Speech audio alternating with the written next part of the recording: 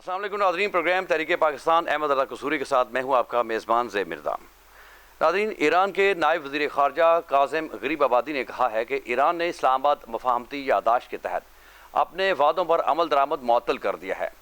ایران کے نیم سرکاری خبرساں ادارے فارس سے گفتگو میں انہوں نے کہا کہ ہم نے اپنے وعدوں پر عمل درآمد معطل کر دیا ہے، ہم ان پر عمل نہیں کر رہے اور ملک کے دفاع پر توجہ مرکوز کیے ہوئے ہیں۔ کاظم غریب آبادی امریکہ کے ساتھ مذاکرات کرنے والی ایرانی ٹیم کے رکن بھی رہے ہیں۔ اسلام آباد مفاہمتی یادداشت جو پاکستان کی ثالثی کے ذریعے ایران اور امریکہ کے درمیان طے پایا تھا، اس کا مقصد دونوں ممالک کے درمیان امن کے مستقل معاہدے کے لیے مذاکرات کی راہ کو ہموار کرنا تھا۔ تاہم گزشتہ ہفتے سے بحری جہازوں پر حملوں، آبنائے ہرمز کی دوبارہ بندش اور ایران کی بحری ناکہ بندی کے دوبارہ آغاز کے ساتھ ہی ایران اور امریکہ کے درمیان لڑائی دوبارہ شروع ہو گئی ہے۔ آبنائے ہرمز پر جنگ، امریکی حملے سے ایران کے 20 دیہات پانی کے پینے سے محروم ہو گئے ہیں، اور اس کے علاوہ پاکستان میں تعینات ایرانی سفیر نے بین الاقوامی برادری پر امریکہ کی کارروائیوں کی مذمت کرنے کا مطالبہ کرتے ہوئے کہا کہ ایران اور امریکہ کے درمیان ایک مفاہمتی یادداشت MOU پر اتفاق ہوا تھا، تاہم امریکہ نے آبنائے ہرمز کے بعض حصوں پر کنٹرول حاصل کرنے کی کوشش کر کے جنگ شروع کر دی ہے۔ سماجی رابطے کی ویب سائٹ ایکس پر اپنے بیان میں رضا امیر مقدم نے کہا کہ کئی ماہ تک پاکستان کی ثالثی کے بعد 14 نکات پر مشتمل ایک مفاہمتی یادداشت یعنی کہ MOU پر اتفاق کیا گیا تھا، اور یہ طے پایا تھا کہ مذاکرات کا عمل 6 ماہ بعد دوبارہ شروع کیا جائے گا۔ ایرانی سفیر نے الزام عائد کیا کہ امریکہ نے اس معاہدے کی ایسی تشریح کی جو اس کی اصل شرائط کے خلاف، تاکہ وہ مقاصد حاصل کیے جا سکیں جو میدان جنگ میں حاصل نہیں کیے جا سکے۔ ان کا کہنا ہے کہ ایران اس تشریح کو قبول نہیں کر سکتا کیونکہ یہ مفاہمتی یادداشت کی صریح خلاف ورزی تھی۔ امریکہ اور اسرائیل نے ایران پر 28 فروری 2026 کو حملہ کیا تھا، اور ایران کے رہبر اعلیٰ علی خامنئی، علی رجانی سمیت کئی سیاسی اور عسکری رہنما شہید ہو گئے تھے،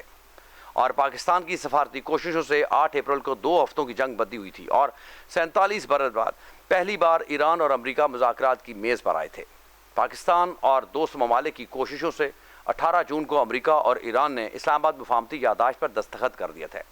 آبنائے ہرمز کے کنٹرول پر اتفاق رائے قائم نہ ہونے پر امریکہ اور ایران دوبارہ ایک دوسرے پر حملے بھی کر رہے ہیں۔ ناظرین، یہ تھی جو اس خطے کے اندر ایک بدلتی ہوئی صورتحال تھی، جو کہ اس وقت اگر دیکھیں جائے تو پاکستان کے بالکل ہمسائے کے اندر بہت ایک ڈیفیکلٹ سچویشن ہے۔ ان ساری صورتحال پر بات چیت کرنے کے لیے ہمارے پروگرام میں موجود ہیں آئین پاکستان کے خالق اور آل پاکستان مسلم لیگ کے چیئرمین احمد رضا قصوری صاحب، ان سے بات کریں گے۔ سر، فرمائیے گا، جیسے آپ ساری صورتحال پچھلے بھی آپ بتاتے رہے ہیں پروگراموں میں کہ امریکہ اپنی بھرپور کوشش کے باوجود اپنی مرضی کے جو فیصلے ہیں وہ تھوپنے کی اس کی عادت ہے، وہ تمام ممالک کے اوپر وہ کوشش کرتا آیا ہے، لیکن اس کو اب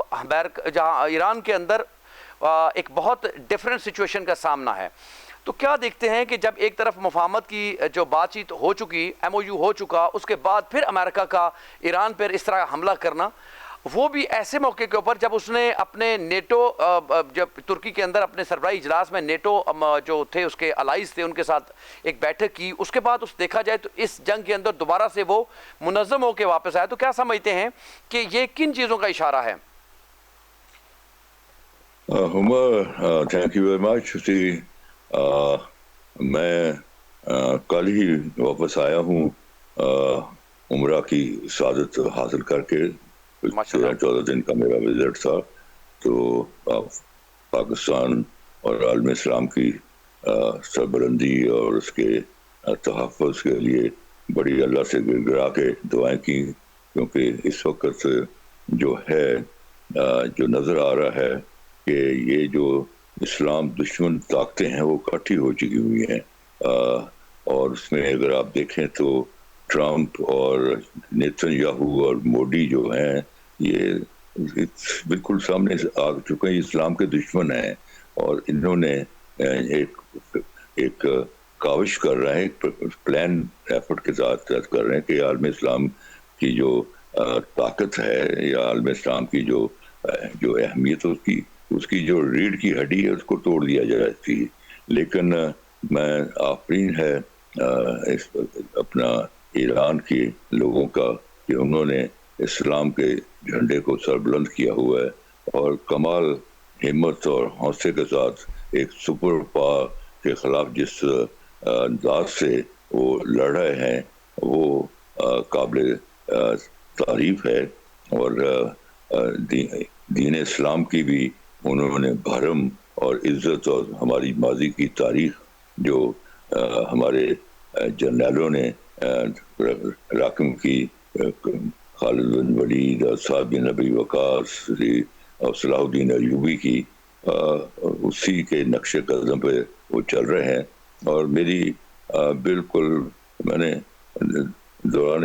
عمرہ جو اور حضور کے جو روضہ پہ میں نے بڑی گڑ گڑا کے ان کے لیے عالم اسلام کی کامیابی و کامرانی کے لیے دعا کی، اور مجھے پورا یقین ہے انشاءاللہ تعالی یہ مشکل وقت اللہ تعالی ٹال دے گا اور ایونچولی عالم اسلام کی فتح ہوگی. بات یہ جی کہ عمر کے یہ ٹرمپ جو ہے یہ اس نے بڑا کوئی عجیب و غریب قسم کا پہلا امریکہ صدر ہے جو کہ بڑا نان کنونشنل ہے. اس کی جو ریاست چلانے کا جو انداز ہے وہ خاصا ڈسٹربنگ ہے. ایون امریکن اسٹیبلشمنٹ جو ہے، ایون ہز اون پارٹی اور امریکہ کے اندر جو ہے اس کی جو ہے پالیسیز اور اس کا جو رویہ ہے اس کے خلاف کافی وہاں ایک جو ہے پبلک اوپینین بلٹ اپ ہو رہی ہے. اب یہ جو موصوف ہیں انہوں نے یہ سمجھا کہ جیسے وینزویلا کے پریزیڈنٹ اور اس کی بیوی کو بیڈ روم سے اٹھا کے ہتھ کڑیاں مار کے امریکہ لے آئے اور وہاں اس کا ٹرائل شروع کر دیا، اور وہاں انہوں نے اپنی مرضی کا بندہ بٹھا دیا اور actually they controlled the oil supply of Venezuela. ان کا جو سوچ کا جو انداز جو نظر آ رہا ہے اپیرنٹلی وہ یہ ہے کہ انہوں نے سمجھا کہ بھائی ایران جو ہے ٹھیک ہے اسی بڑا ملک ہے، کوئی 2-4 دن زیادہ لڑے گا سی، but they were not expecting جب انہوں نے 28 فروری کا حملہ کیا ہے اور کوئی 40-45 دن کے بعد جب ایران نے ڈٹ کے مقابلہ کیا، ان کی جو میزائل ٹیکنالوجی کے بارے میں ان کو کوئی آئیڈیا نہیں تھا کہ ان کے پاس جو میزائل ٹیکنالوجی ہے وہ اتنی افیکٹو ہے کہ انہوں نے جو اسرائیل کی بلکہ انہوں نے چین نکال دی، اور وہ سارا کا سارا اسرائیل جو تھا وہ انڈر گراؤنڈ اپنے تہ خانوں میں چھپا ہوا تھا، اور مسٹر نیتن یاہو ان کہیں نظر ہی نہیں آ رہے تھے. سو جب یہ عالم ہوا اور انہوں نے امریکہ کا بھی ڈٹ کے مقابلہ کیا، اور امریکہ اپنے 2 جہاز لے آیا، وہاں ایک ابراہیم لنکن اور دوسرا اپنا جیرلڈ فورڈ. یہ دنیا کے سب سے مہنگے اور سب سے بڑے ایئر کرافٹ کیریئر ہیں، اور جو ایک جو ہے اپنا جیرلڈ فورڈ اس پر 44 جہاز جو ہیں وہ کھڑے ہوئے ہیں، اور کوئی 4000 کے لگ بھگ وہاں اس کے اپنے اس کی جہاز کے تختے کے اوپر لوگ فائز ہیں ملٹریلی. تو یہ جب انہوں نے ایرانیز نے اپنے میزائل ٹیکنالوجی سے ہٹ کرنا شروع کیے ان کے ٹارگٹس ہوتی، تو ان کی ہمت نہیں پڑی. دونوں جو جہاز جن کو لے کے آئے تھے کہ بھائی جو ہے اپنا اسٹیٹ آف ہارمز کو کنٹرول کریں گے ان 2 جہازوں کے ذریعے اور اپنی مرضی کریں گے، اور پھر پورا ایڈمنسٹریٹو کنٹرول اپنا جما لیں گے، جیسے کہ انگریز نے شروع میں اپنا سویز کے اوپر کیا ہوتا اس طرح جما لیں گے. لیکن ان کی زیادہ ہمت نہیں پڑی، اور ان کے یہ دونوں ایئر کرافٹ جو تھے وہ بحیرہ عرب میں ہائی سی پر ہی کھڑے رہے، اور وہ انہوں نے اندر آنے کی اسٹیٹ آف ہارمز کے منہ کے اوپر سامنے آنے کی کوشش ہی نہیں کی، ڈر و خوف کے مارے. اب چیز یہ کہ یہ جب 45 دن کا جو ایک مقابلہ رہا جس میں کہ ایران نے بہت ہی پرفارمنس کی، آلدو ان کے باہر نقصان ہوا، ان کی جو ٹاپ لیڈرشپ تھی اور ان کے سائنٹسٹ تھے اور علی خامنائی جو کہ ان کا نیشنل لیڈر تھا، ان کی شہادت ان کی فیملی کی اقدامات کی، لیکن کمال کا انہوں نے اپنا ایک صبر جمیل کا ایک جو ہے اندیا دیا، اور لوگوں کو، پوری دنیا کو دکھایا کہ آدمی مشکل میں بھی جس کا کہ اللہ رسول پر یقین ہو، یقین کامل ہو، تو وہ بڑی سے بڑی طاقت کے خلاف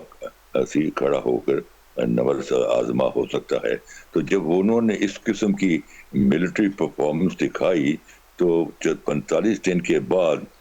امریکہ نے کچھ 47 سال کے بعد پہلی دفعہ یہ اپنی انٹرسٹ شو کی کہ we would like to have a negotiation, اور جس میں پاکستان اور پاکستان میں خاص طور پر فیلڈ مارشل عاصم منیر صاحب کا بڑا ہی ایک کلیدی رول ہے۔ انہوں نے جو ایک انہوں نے جو کاوش کی، اور اس میں جس طرح انہوں نے اس کاوش کے اندر صاحب ایک بریک کی طرف، اذان بریک کی طرف جانا ہوگا، واپس ہوتے ہیں یا یہیں سے گفتگو کا سلسلہ آگے بڑھاتے ہیں، ہمارے ساتھ رہیے گا۔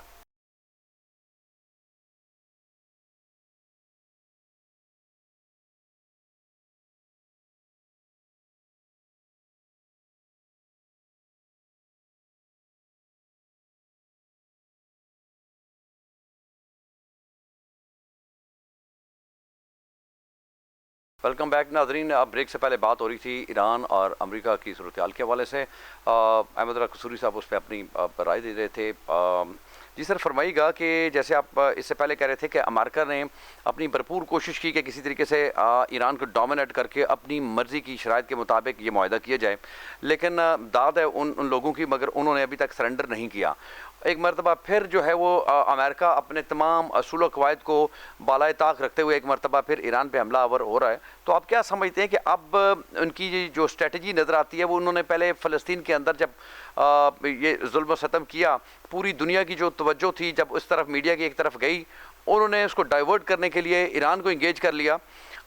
اس کے اوپر ایک کمیٹی بنا دی، ابھی تک اس کے کوئی صورتحال نہیں ہے۔ اب ایران کے اوپر اسی طرح انہوں نے ایم او یو کیا، صورتحال بنائی، لیکن وہاں پہ کوئی چیز نظر نہیں آئی۔ اب اگین یہ جو صورتحال بناتے جا رہے ہیں، تو آپ کیا سمجھتے ہیں کہ اس کے بعد یہ پورا خطہ جو ہے نا وہ ایک جنگ کی لپیٹ میں ہوتا ہوا نظر آئے گا، جب ایران بحرین، کویت اور اردن کے اوپر امریکی جو اڈوں پہ حملے کرے گا، تو ظاہر سی بات ہے ایک تو مسلم دنیا کے اندر دراڑ آئے گی، دوسری چیز جو بڑی ہے کہ وہ یہ پورا خطہ جنگ کی لپیٹ میں ہوتا ہوا نظر آتا ہے۔ تو کیسے دیکھتے ہیں ساری صورتحال کو سر؟ دیکھیے، بات یہ ہے کہ امریکہ کی جو مقصد تھا ایران پر حملہ کرنے کا، وہ یہ تھا کہ اپنے چوائس کا بندہ، اپنی مرضی کا بندہ وہاں اپوائنٹ کر دیا جائے، اور وہ بندہ تھا رضا شاہ پہلوی کا بیٹا، جس کو وہ کافی عرصے سے اپنا اس کی پالنا کر رہے تھے، اس کو باقاعدہ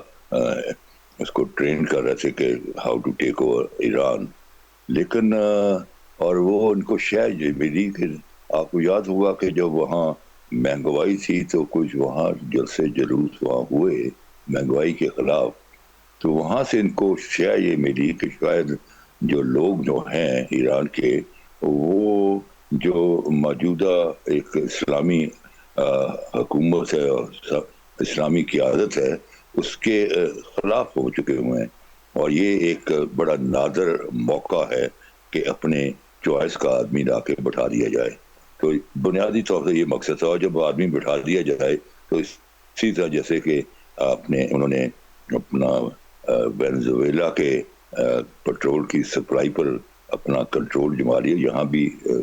اٹ از آلسو پٹرول کے لحاظ سے it's a very rich country, تو اس پر بھی کنٹرول کر لیا جائے۔ لیکن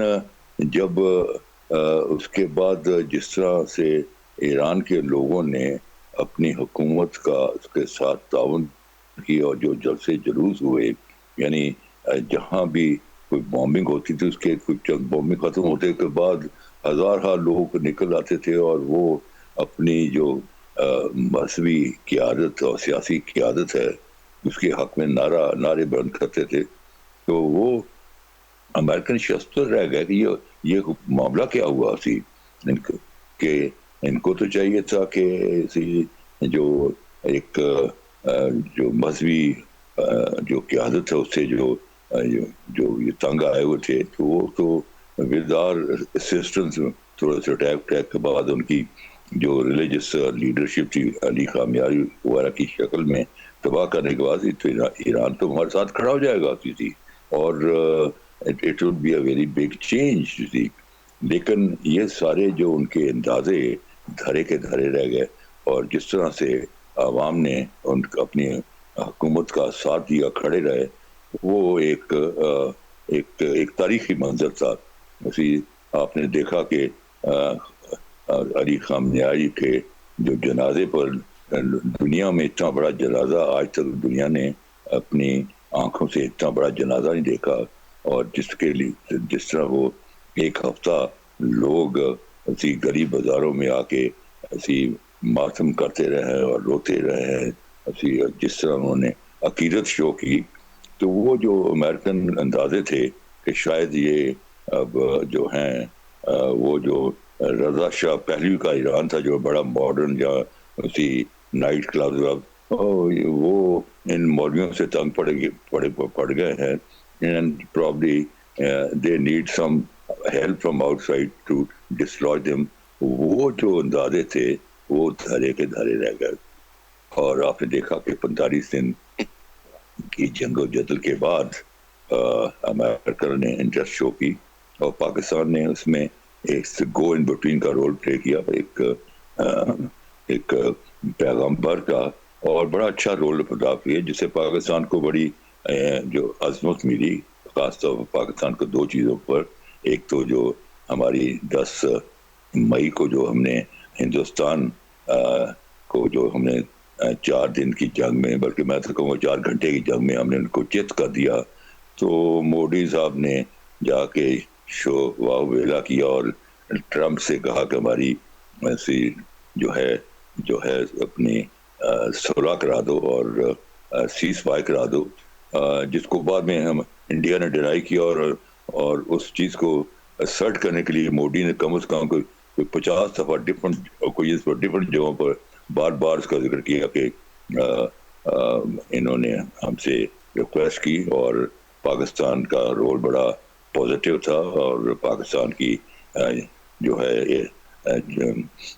اپنا ایئر مارشل جس کے بارے میں وہ normally he dresses as my favourite field marshal, which is something very important to see because American president جو ہے وہ کبھی جو ہے نیچے لوور لیول کی لیڈرشپ سے کبھی بات وہ کرتے ہی نہیں ہے. لیکن آج تک وائٹ ہاؤس میں کبھی کسی فوجی ڈیلیگیشن کو ریسیو نہیں کیا گیا لیکن انہوں نے اپنی ساری ٹریڈیشنز ختم کر کے جس طرح فیلڈ مارشل عاصم منیر کے ساتھ وائٹ ہاؤس میں بلایا تھا 1 گھنٹے کے لیے اور گفتگو رہی 2 گھنٹے تو نیچرلی ان 2 گھنٹوں میں کوئی خاندانی مراسم کی بات تو نہیں ہوئی ہوگی اس میں ریاستی معاملات اور انٹرنیشنل افیئرس کی بات ہوئی ہوگی. تو that shows the importance of Pakistan. اور پاکستان کی امپورٹنس کا یہ عالم رہا ہے کہ دنیا کے کسی کیپٹل میں ان کی کسی میجر نیوز پیپر میں ایسا نہیں رہ گیا جہاں پاکستان کا ذکر ایز اے میڈیٹر کیا گیا. سو whereas we establish our credentials militarily, we also establish our credentials as in the international diplomacy. اور پورے دنیا کی آنکھیں ہمارے پہ لگی ہوئی تھی. یہاں ہی اپنا جو پہلی میٹنگ جو ہوئی اسلام آباد میں تو ان کا vice president was heading JD Vance اور ان کا فارن منسٹر سیکٹر ساری ان کی ٹیم تھی. ایرانین ٹیم بھی پوری آئی ہوئی تھی اور یہاں ایک اسلام آباد ڈیکلریشن دیا گیا جس میں کہ 15 دن کا سیز فائر ہوا اور ایک MOU سائن ہوا اور یہ کہا گیا کہ ودن 6 months اس MOU کے جو مین ایشوز ہیں ان کو جو ہے پایا تکمیل تک پہنچایا جائے گا. دونوں ریاستیں بیٹھیں گی اور یہ جتنی پیغام رسانی تھی کہ ادھر کا پیغام ادھر لے جاؤ, ادھر کا پیغام ادھر لے جاؤ, یہ سارا پاکستان کر رہا تھا. اور خاص طور پر اس میں جو متحرک شخصیت نظر آ رہی تھی وہ فیلڈ مارشل عاصم منیر کی تھی. He was running and go in between Iran and America. So چیز یہ ہے کہ وہ چیزیں سیٹل ہو گئیں. اور ہرمز کے بارے میں بھی اسی جو امریکن نے کہا کہ دیکھیں یہ آپ کی اس پر اجارہ داری نہیں ہوگی, اس international water, it should be open to everybody. لیکن دی ایرانیز کا ویو تھا کہ we will have the administrative control. تو پھر اسی زمانے میں ایک جو تھا آئل ٹینکر واز ہٹ ہو گیا اور اس کو انہوں نے ایک بہانہ بنا کر اپنا امریکنز نے دوبارہ جو ہے second round of war start کر دیا. اب یہ وار اس کو 7 دن ہو گئے اور they are taking civilian targets. جیسے آپ نے ذکر کیا کہ جو پانی کے ریزروار ہیں ان کو بھی ڈیمیج کیا ہے اور چند ایک ایریاز جو ہیں وہ extreme shortage of water, drinking water. تو یہ ساری چیزیں ہو رہی ہیں. لیکن دیکھیں انشاءاللہ تعالی جس اعتماد سے, جس ایمانی کیفیت سے اس وقت جو ہیں ایرانین آرمی اور ایرانین ایڈمنسٹریشن جس طرح کھڑی ہوئی ہے, تو انشاءاللہ تعالیٰ اس کے رزلٹ بہت اچھے آئیں گے. کیونکہ اللہ تعالیٰ کی جو عنایت ہوتی ہے, کرم نوازی, وہ ایمانی کیفیت ہوتی ہے. اس کی میں ایک مثال دے دوں کہ جنگ بدر میں مسلمان 313 تھے اور کفار 1000 سے کے لگ بھگ تھے. اور پاکستان جو تھے مسلمان, ان کے پاس ایک آدھا گھوڑا, 2-4 کوک اپنے گدے تھے, ان کے پاس باقاعدہ تمام فلی آرگنائز تھے سامان حرب کے ساتھ. تو ان کا یقین اللہ پر تھا. تو جب ان کا یقین اللہ پر تھا تو مدد آ گئی. قرآن پاک میں اس کا ذکر ہوتا ہے فتح مبین کا, کہ ان کی جیت ہو گئی. اب کچھ عرصے کے بعد جنگ حنین میں مسلمان 12,000 تھے, وہ کفار کو 4,000 تھے, اور سامان حرب بھی ان کے پاس زیادہ تھا مسلمانوں کے پاس. تو ان کا جو یقین تھا وہ تعداد میں آ گیا فوج کی اور سامان حرب میں آ گیا. تو یہاں مسلمانوں کی ڈیفیٹ ہو گئی. حالانکہ یہاں بھی جو ملٹری کمانڈر تھے وہ رسول پاک صلی اللہ علیہ وسلم تھے, اور اللہ کو اپنے پیارے حبیب کو زچ کرنا مقصود نہیں تھا, بلکہ آپ کو اور مجھے میرے تک یہ پیغام پہنچانا تھا کہ جب آپ کا ایمان میرے پر تھا تو فتح مبین ہوئی. جب آپ کا ایمان تعداد پر آ گیا اور سامان ہر پر آ گیا, پھر میری کوئی ذمہ داری نہیں ہے. تو اسلام تو جو ہے کھلتا ہی یقین کامل پر ہے. تو وہ یقین کامل کا جو مظاہرہ اس زمانے میں وہ ایران بالکل اس کو ڈسپلے کر رہا ہے, اور جس ہمت کے ساتھ وہ لڑ رہا ہے تو ان کو ایک خدائی مدد بھی آ رہی ہے. اور جو گلف کنٹریز ہیں جنہوں نے اپنا ملجا موا بنایا ہوا تھا امریکنز کو, ان کو بھی تھوڑا سا اب جھٹکا لگا ہے, اور وہاں بھی کوئی بامز وار گرے ہیں. لیکن ایرانی نے بڑا اچھے طریقے سے ان کو ایکسپلین کیا کہ دیکھیں ہمارا کوئی ٹارگٹ نہ UAE ہے, نہ سعودی عربیہ ہے, نہ قطر ہے. ہم تو اٹیک کر رہے ہیں ان کی جو ملٹری انسٹالیشن ہیں, جو ان کے ملٹری اڈے جو آپ نے دیے ان پر اٹیک کر رہے ہیں. اور وہ جو ملٹری اڈے ہیں وہ انڈر دی انٹرنیشنل لا اور ایکسٹرا ٹیریٹوریل جورسڈکشن, وہ امریکہ ہی ہے, وہ امریکہ کا حصہ ہیں. تو ہم تو ان اڈوں کو ہٹ کر رہے ہیں کیونکہ وہ امریکہ کا حصہ ہیں, وہ چاہے قطر میں ہیں چاہے UAE میں ہیں. تو وہ جو ہیں امریکنز وہاں ان اڈوں سے نکل کے وہ جا کے جو سویلین پاپولیشن ان کے ہوٹلوں میں ٹھہرے ہوئے ہیں, تو وہاں ایک बॉम्ब जो है वो सर तो ये वही जो लगी है। जैसे आपने फरमाया कि अब ये जो ईरान है, ज़ाहिर बात है कि अमेरिका तो दुनिया के दूसरे कोने में, लेकिन उसके जहाँ मिलिट्री इंस्टॉलेशंस हैं बहरीन वगैरह या कुवैत वगैरह में,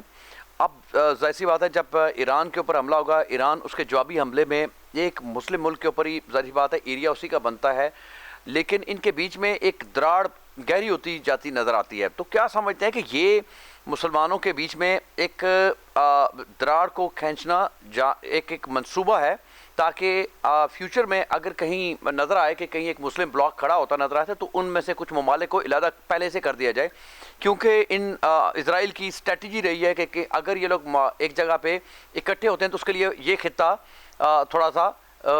तकलीफ दे होगा। तो क्या देखते हैं कि इस वक्त जो ईरान और जो स्पेशली जो मुस्लिम ममालिक हैं, इनको तहम्मुल से और एक दूसरे के अंडरस्टैंडिंग के साथ आगे बढ़ना होगा। अदर ये तकसीम हो जाते हैं तो इजराइल का जो एजेंडा है ग्रेटर इसराइल का, वो ज़रा आसान होता हुआ नजर आएगा। देखें, बात यह है कि हालात ही जो होते हैं वो कौमों के दरमियान फैसले करने में मदद और मामलत करते हैं। अब जो जिस किस्म के हालात डेवलप हो रहे हैं, तो जो गल्फ कंट्रीज हैं उनको भी रियलाइजेशन हो गई है कि ये जो अमेरिकन जो हैं ये हमारा तहफ़्फ़ुज़ नहीं कर पाएंगे, और उनमें ये फीलिंग हो रही है, और एक यकजहती की तरफ से कोशिश हो रही। मिसाल तौर पर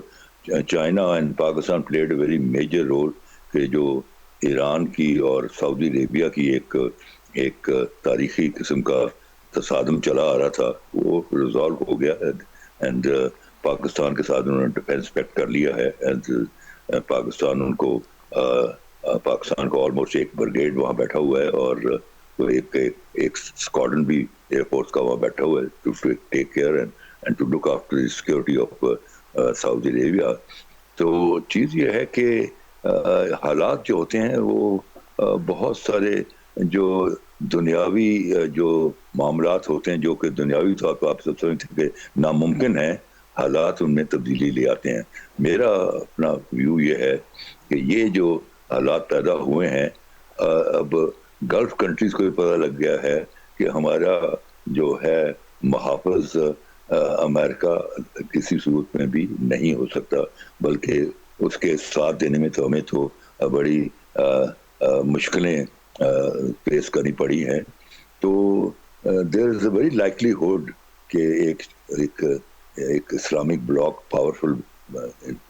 फ्यूचर में बने। मैं तो उसके लिए एक आइडिया भी दे रहा हूँ कि मेरा ये व्यू है कि हम 57 कंट्रीज़ हैं, और 57 कंट्रीज़ जो हैं वो उनके लीडर्स जो हैं, उनके हेड ऑफ स्टेट्स हैं, वो इहराम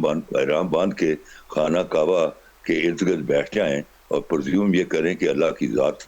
को प्रेजाइड कर रही है, और वहाँ बैठकर एक नया एक ऑर्गेनाइजेशन को बर्थ दें और उसका नाम रखें Commonwealth of the Muslim Nations. क्योंकि जो यूनाइटेड नेशन है वो it has turn into A Christian body. कोई ईसाइयों का मामला हो तो वो दिनों में और महीनों में वो रिजॉल्व हो जाता है, और हमारे जो मामलात हैं, फ़लस्तीन का मामला और कश्मीर का मामला, उनको दहाइयाँ हो चुकी हुई हैं सवाल रेजोल्यूशन पास करने के गाए बगाए। उसके अलावा उसमें कोई यूनाइटेड नेशन की ना विल नजर आती है, ना काविश नजर आती है। So therefore stage has come that Islamic country, ये OIC के लेवल पर नहीं, OIC जैसे बड़ी कमज़ोर सी है, तो बड़ा ही जो कंसर्न उनको हो, बड़ी परेशानी हो, तो मैक्सिमम वो कहते हैं OIC। तो वो OIC है, उसमें कोई जान नहीं है। लेकिन पर्सनली आई फील कि एक अगर Commonwealth of the Muslim nation होती है और उसमें जो लीडरशिप है रोटेट करती रहे, उसी हर साल या हर 2 साल के जो भी टाइम रखा जाए, जो कि उसका कॉमनवेल्थ का जो इंचार्ज हो, तो उसका सेक्रेटेरिएट बनाया जाए इन सऊदी अरेबिया में, because that's the centre of Islam. तो हमारे पास बड़ी रिसोर्सेज है, ऑयल हमारे पास है, गैस हमारे पास है, मादनियात हमारे पास हैं, एंड उस آرگنائزیشن کا ایک ملک جسے پاکستان کہتے ہیں، اس کا وہ نیوکلیر پاور بھی ہے، اس کی فوج جو ہے one of the most highly trained, highly professional and very powerful فوج ہے ایسی پاکستان کی فوج، از سم تھنگ ریمارکیبل اسی. تو ہم جہاں وہ ہماری ٹریننگ ہے، ہم ان کو بھی ٹرین کر سکتے ہیں. اب اسی ہمارا پی ایم اے ہے، وہاں یہ جو ہے ان کے لوگ ابھی بھی آتے ہیں، لیکن جب یہ کامن ویلتھ مسلم ریجن بنے گا تو وہ ایک اکیڈمی بنے گی جہاں پاکستان آرمی کے انسٹرکٹر جب ان کو ٹرین کریں گے ملٹریلی، تو that will be an Islamic army. So lot can be done and میں سمجھتا ہوں کہ وہ ٹائم آ گیا ہے. اور مسلمان ممالک بھی اور مسلمان ملک بھی جو ہیں اب اللہ تعالیٰ سے دعائیں مانگ رہے ہیں کہ یا اللہ آپ کی ابابیلیں کب آئیں گی. تو ابابیلوں نے آنا ہے، اسی کب آنا ہے نہ آپ کو پتا نہ مجھے پتا ہے، وہ اللہ کی اسکیم ہے، وہ ابابیلوں نے آنا ہے. اور ان جو ہے یہ ٹرمپ اور نیتن یاہو اور مودی کا جو انجام ایسا حشر ہونا ہے کہ وہ عبرت ناک ہوگا. جیسے کہ قرآن پاک میں اللہ تعالیٰ نے اسی نمرود اور فرعون اور حامان کا ذکر کیا ہوا ہے، تو یہ آئندہ آنے والی تاریخ ان کا ذکر اسی طرح کرے گی. تو یہ میں کیونکہ ایک مذہبی طور پہ بڑا اسٹرانگ فیلنگ کا بندہ ہوں. یہ جو آپ بات کر رہے ہیں کہ ظاہر سی بات ہے کہ جو ماضی کی جو مثالیں ہیں ان کو اگر مد نظر رکھیں تو جب بھی کسی ظالم حکمران نے اپنی پار کا اس طرح استعمال کیا تو اللہ تعالیٰ نے بے شک اس میں کوئی شک نہیں ہے مدد کی ہے. اب اسی صورتحال میں جو اوورآل پوری مسلم دنیا کے اندر دیکھا جائے تو ایک تقسیم تھی. جب سے یہ فلسطین کے اندر اپنے ظلم کو بڑھا رہے ہیں تو آپ دیکھ رہے ہیں کہ مسلم ممالک کے اندر اتحاد کا ایلیمنٹ گرو ہوتا ہوا نظر آتا ہے. اب صرف اور صرف ان انڈرسٹینڈنگ کی ضرورت ہے جو مسلم ابھی جو حکمران ہیں. کیا آپ سمجھتے ہیں کہ اب جیسے ترکی کے اندر ایک کوشش کی گئی کہ حکومت کو چینج کر دیا جائے، وہاں پہ اسٹیبلٹی آئی، پاکستان کے اندر ڈی اسٹیبل کرنے کی کوشش کی گئی اب پچھلے 2-3 سال پہلے، لیکن انٹرنل اسٹیبلٹی آئی. اس کے بعد اگر دیکھیں تو جو سعودی عربیہ کے اندر اسٹیبلٹی ہے اور مصر کے اندر ایک اسٹیبلٹی ہے اب کچھ عرصے سے. اب ان کے جو کامن انڈرسٹینڈنگز اگر دیکھیں تو وہ ایک ہوتے ہوئے نظر آتے ہیں. اب صرف وہ سمجھتے ہیں کہ ان کو اس سپیڈ کو تیز کرنا ہوگا جس طرح اسرائیل اپنے ایجنڈے کو آگے بڑھانے کے لیے ہر چیز کو بالائے طاق رکھتے ہوئے اپنے ظلم کو بڑھا رہا ہے. تو اللہ تعالیٰ کا کرم ہوگا اور یہ لوگ ایک طرف آتے ہیں. تو کیا سمجھتے ہیں کہ اس خطے کے اندر جو ایک مسلم دنیا کے اندر یونٹی ہے یہ کنٹرول کر سکتی ہے؟ ادروائز آپ دیکھیں کہ جو باقی کنٹریز ہیں جن کے مفادات ہیں، چاہے مسلم کنٹریز کو تقسیم یا شیعہ سنی میں تقسیم کرنے کی کوشش کی گئی، وہ ممالک کوشش کر رہے ہیں کہ کہیں یہ اکٹھے ہو گئے تو ہمارے مفادات جو ہیں وہ اس طرح ڈرائیو نہیں ہو سکیں گے جس طرح ابھی ہو سکتے ہیں. تو کیا دیکھتے ہیں کہ اس جیسے آپ نے کہا کہ اس یونٹی کے اندر پاکستان اپنا رول کس طرح ادا کر سکتا ہے؟ دیکھیں جو لیڈرز ہوتے ہیں نا جی، وہ کرائسس میں سے پیدا ہوتے ہیں. مثال طور پر اگر مسلمانوں کا ہندوستان میں ایک کرائسس سچویشن نہ ہوتی، کیونکہ مسلمان دو جو تھی امپیریل جو پاورز تھیں ان کو فیس ایک برطانیہ، دوسرا ہندوازم تھی، جو کہ یہاں ہندوستان میں جو تھا ہندو توا کا لانا چاہتا تھا، خون بحال بنانا چاہتا تھا. تو اس میں اس کرائسس سچویشن میں قائد اعظم کو اللہ تعالیٰ ایک بندہ نکلا جس کا نام محمد علی جناح تھا، اس کو قوم نے قائد اعظم کہا، اس نے لیڈ کیا اور مسلمانوں نے ہند کو ایک انڈیپینڈنٹ خطہ دے دیا جہاں وہ اپنی زندگیوں کو قرآن اور سنت کے مطابق استوار کرنا چاہیے تھا، کیا نہیں ہے، اس لیے ہم تھوڑی سی پرابلمز آ رہی ہیں. اسی طرح جو بین بلا جب فرانس نے بڑا ظلم کیا تو اس قوم نے جو الجیریا تھے انہوں نے پیدا کیا بین بلا جیسا لیڈر. تو لیڈرز جو ہوتے ہیں وہ کرائسس سچویشن میں نکلتے ہیں. کرائسس سچویشن سے بالکل آپ کو ہتھیار نہیں ڈالنے پڑتے، کرائسس سچویشن سے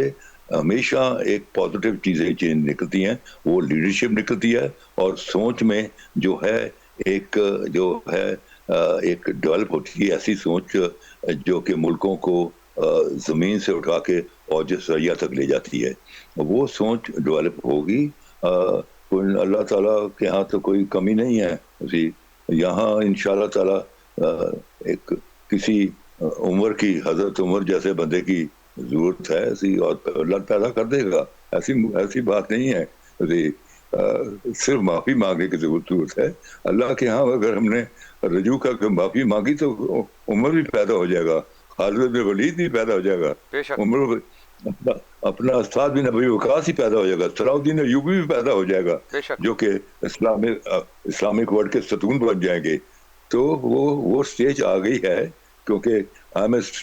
मैं बड़ा एक्यूट स्टूडेंट ऑफ हिस्ट्री हूँ, तो मेरे एनालिसिस जो होते हैं हिस्ट्री के बेस पर होते हैं। वो स्टेज बिल्कुल आ चुकी है कि जब इस मुल्क में, इस खित्ते में और आलम इस्लाम में एक नई लीडरशिप एमर्ज होगी। रिसोर्सेज हमारे पास हैं, जैसे मैंने कहा कि ऑयल है, गैस है, मिनरल्स हैं, उसी टेरिटरी है, फौज है, सब कुछ है।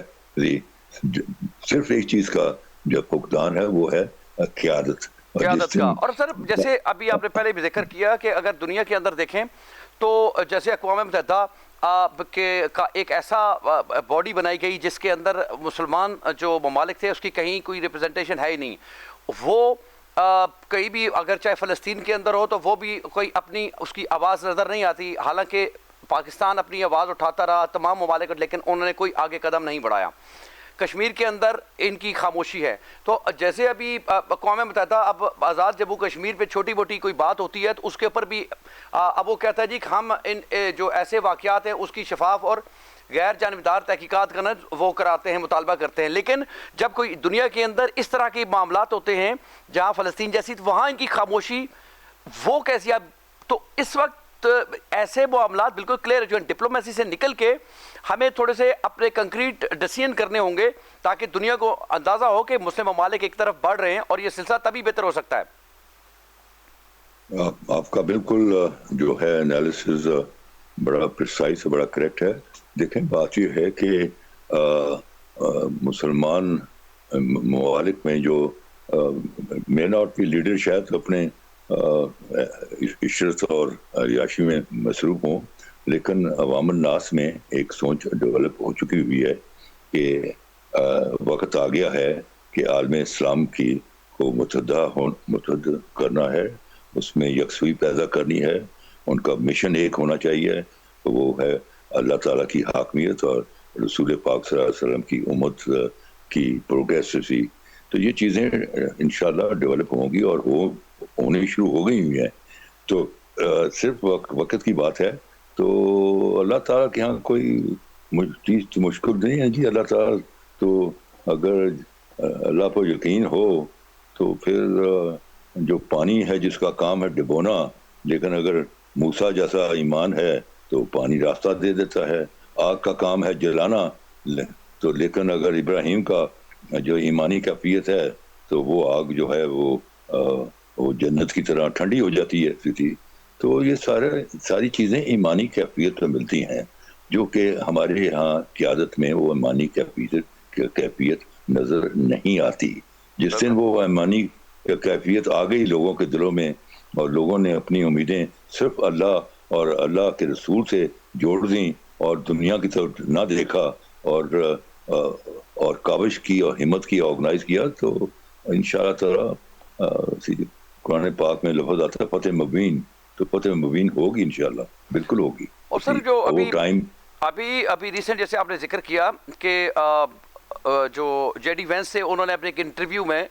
नेतन्याहू को मशवरा दिया कि अपने दोस्तों को कम ना करें, बल्कि जो हमारे टैक्स का पैसा हम आपके लगा रहे हैं वो आपकी बेहतरी के लिए किया। लेकिन उसके बाद नेतन्याहू ने एक इंटरव्यू में जवाब में कहा था कि हमारे आपके अलावा एक छोटा सा मुल्क जो है वो बहुत अच्छा दोस्त है जो कि भारत है। तो उसने एक बड़ा एक मैसेज दिया जो कि हमारे हमसाये में उसने हमेशा हमारे खिलाफ जो है ना प्रोपेगेंडा किया।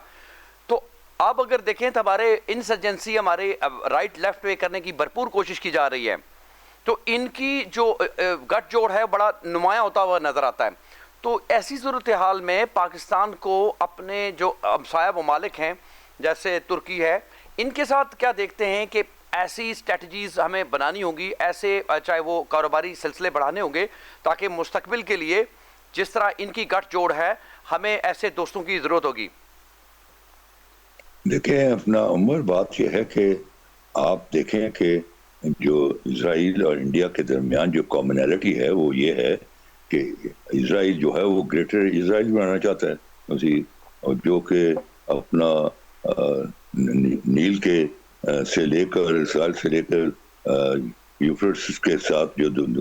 دریا ہے وہاں تک اس کی آنکھ لگی ہے گریٹر اسرائیل. اور جو موڈی ہے وہ اخوند بھارت کا اوپنلی بات کر رہے ہو. اخوند بھارت جو ہے اس کا جو ایریا ہے جس پر اس کی آنکھ ہے، جس کو اخوند بھارت ان کا بنانے کا ارادہ وہ ہے پاکستان ہے. وہ اپنا انڈیا تو ہے ہی، پاکستان، انڈیا، برما، بنگلہ دیش اور ایون افغانستان، کیونکہ وہ جو ہندو شاہی جو تھی جس کا کہ لاسٹ اس کا کنگ تھا جے پال آنند پال، تو ان کا ہیڈ کوارٹر تو لاہور تھا، لیکن ان کی جو حکومت کی جو تھی اپنی ریٹ جو تھی وہ right up to Central Asia تک تھی. تو یہ اس کو وہ اخوند بھارت کہتے ہیں. تو دونوں کی ایک کامن فیکٹر ہے، ایک گریٹر اسرائیل کی بات کر رہا ہے، دوسرا اخوند بھارت کی بات کر رہا ہے، اور that is all at the cost of Islamic world. اور یہ آپ نے دیکھا جب موڈی گیا ہے اور اس کو جو ویلکم ہوا ہے اسرائیل کی پارلیمنٹ کے اندر اسٹینڈنگ اوویشن دی گئی ہے، اور اسی دنوں میں ہی انہوں نے جو ہے افغانستان میں جو ہے پراکسی وار سٹارٹ کر دی. اس کی باقاعدہ فنڈنگ ہو رہی ہے. اس کو جو کچھ بلوچستان میں ہو رہا ہے جو انفارچونیٹلی اینڈ آلسو ان کے پی کے، it is all being done with international cooperation of India and Israel. جو ان کی موساد اور روڈ کی آرگنائزیشنز ہیں، they are working together and their mission is to اللہ نہ کرے کہ پاکستان کو ڈسٹروائے کرنے کا. لیکن اللہ تعالیٰ کا اپنا ایک نظام ہے اور وہ اللہ تعالیٰ کا نظام یہ ہے کہ یہ جو ملک ہے پاکستان، یہ اللہ تعالیٰ کا ایک تحفہ ہے، اور اس کے بنانے میں ایک روحانی ہیٹرک ہے. ہیٹرک کہتے ہیں جب کرکٹ میں آپ 3 گیندوں میں 3 وکٹیں لے لیں تو that is considered to be a huge big event in cricket, اس کو کہتے ہیں ہیٹرک. اور یہاں جو ہے جو روحانی اور ریلیجس ہیٹرک کیا پاکستان کو بنانے کا، کہ اللہ تعالیٰ نے اس کے لیے بناتے ہوئے جو دن چنا تو وہ جمعے کا دن چنا، اور جو مہینہ چنا تو رمضان کا مہینہ چنا، اور رات چنی تو وہ نزول قرآن کی 27ویں رات چنی. تو یہ چیزیں اتفاقی نہیں ہوتی ہیں. اللہ تعالیٰ کو کسی نے دیکھا نہیں ہے، لیکن جب آپ کائنات کو دیکھتے ہیں رات کو اٹھ کر اپنی نگاہوں سے دیکھتے ہیں تو آپ کے سے بے اختیار آپ منہ سے نکل جاتا ہے کہ کوئی تو ہے جو اس نظام کو چلا رہا ہے. ناظرین، جیسے کہ اب اس وقت پاکستان کے اندر پاکستان آرمی اور حکومت پاکستان کے خلاف سوشل میڈیا اور ان کے ایجنٹس کے ذریعے بھرپور کوشش کی جا رہی ہے کہ پاکستان کو کسی نہ کسی طریقے سے ڈی اسٹیبل کیا جائے. یہ جو ایجنٹس جو کہ چاہے وہ سوشل میڈیا کے ذریعے چاند ایک انٹرویوز کرتے ہیں، پروپیگنڈا کر رہے ہیں جو پاکستان آرمی کے خلاف، پاکستان کو ڈی اسٹیبل کرنے کے لیے ہماری عوام کا بھی ایک رول ہے، اس کو بھی چاہیے کہ وہ کردار ادا کرے تاکہ یہ لوگ جو ہیں جو ایک غیر ضروری اور ایسے پروپیگنڈے کو پھیلا رہے ہیں تاکہ عوام کو متنفر کیا جائے. عوام کو چاہیے کہ ایسے تمام حقائق کو مد نظر رکھے تاکہ یہ دیکھا جائے کہ اس کے لانگ ٹائم پاکستان کے لیے کیا فائدہ ہے اور کیا نقصان ہے، نہ کہ ان سوشل میڈیا انٹرویوز یا ان سوشل میڈیا پہ چلنے والے کلپس پہ بلیو کیا جائے جو کہ ہمارے پاکستان کو ڈی اسٹیبل کرنے کا ذریعہ بنے. اجازت دیجیے، اللہ حافظ.